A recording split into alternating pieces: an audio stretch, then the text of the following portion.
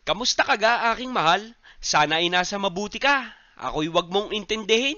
Nakakaraos din. Halika muna, ipagluluto kita. Murkon nga pala re kung tawagin. Isang pangmalakasang putahe, bagay na bagay sa mga espesyal na okasyon. Tipong paminsan-minsan lang at bukod sa matarbaho na magastos din. Toyo't kalamunding at saka paborito kong sarsa. Worcestershire sauce. Matapang dahil dyan ako huhugot ng linamnam. Pag bumili ka ng baka sa palengke, ipagayat mo na. Kamo yung kayang lumipad pag hinagis sa sobrang nipis. Are ang mga requirements na kinakailangan. Marami-rami pero walang sekreto. Ibubulgar ko lahat sa iyo ang palaman. Punggok at mautdo ang gayat, ako'y naliliitan kaya dodoblehin kong latag para maluang. Latagan ko muna ng bacon para maporma. 3 piraso yan dahil para sa akin ay espesyal ka. Bilbil ng baboy at atay niya, kapirasong keso, buong pickles, kabaak ng hotdog, kalahating tangkay ng celery, meron ding chorizo Macau, red bell pepper na pula, at bibilutin ko na. Garnila ang ari ka simple, kailangan medyo siksikin para steady lang yung palaman. Alam mo, maikwento ko lang, una ako nakatikim nito dyan sa Caloocan, sa may Sangandaan. Ewan ko lang ha, pero para sa akin, yung mga taga-palengke sa dyan sa Maynila, ang mga masarap dumali ng mga ganari. Ang kalimitan pala na lang ginagamit na panali din yung liting. Alam mo gayon, yung panali sa bigas. Pero ako'y are, yung sa tali ng murko ng aking gagamitin. Dini sa Batangas pag sinabing murkon,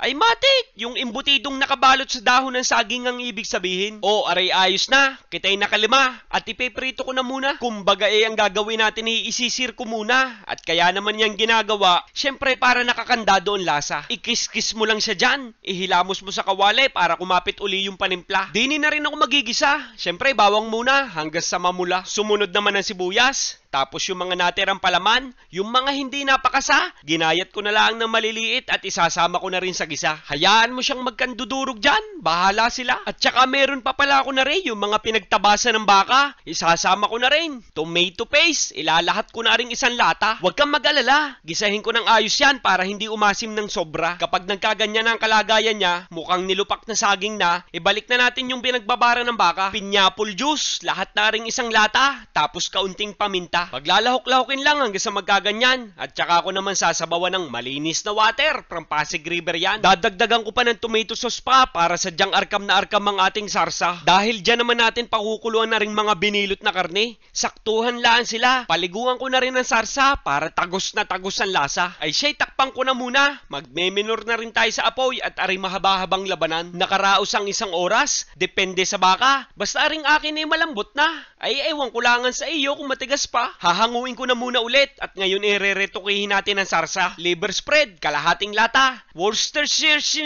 sauce, ayaw ko na. Asin, at patawarin mo ko, pisyan. Nilagyan ko ng toyo, beef cubes at dahon ng laurel yan. Hindi ko na laang nakuhanan. Inireduce ko na rin, kaya maganda na yung pagkalapot niya. Alright na yan at gagayatin ko na ang laman. Ang bango, aba. Nakita mo gayan? Ariyan sinasabing tali pala ang ulam na. Oh, ayan, testing. Aba nga naman. Mukha nga namang murkon pisyan. Ay sus, ginuugid. Ipaplato pa natin yan. Sarsa na muna at dyan natin ilalatag. My goodness gracious Papa Balls. I love you, mama. Ay siya'y bahala ka na din eh.